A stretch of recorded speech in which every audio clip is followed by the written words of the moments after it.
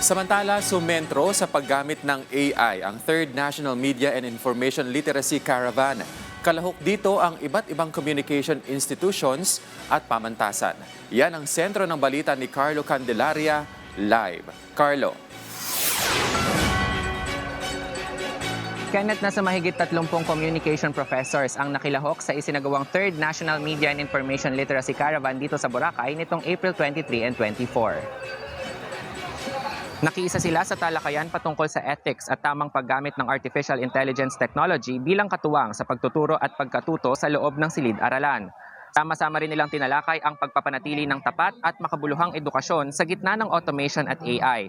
Isang workshop din ang isinagawa kung saan nag-simulate sila ng mga AI prompt at kung paano ito mas magagamit ng maayos. Ang seminar workshop ay inorganisa ng Philippine Association for Media and Information Literacy o PAMIL, Asian Congress for Media and Communication o ACMC sa pakikipagtulungan ng PUP College of Communication. Kenneth, sa Disyembre ay nakatakdang magsagawa ng Research Congress ang ACMC at kabilang dyan ang ilang mga miyembro ng PAMIL sa bansang Japan. Kenneth? Maraming salamat, Carlo Candelaria.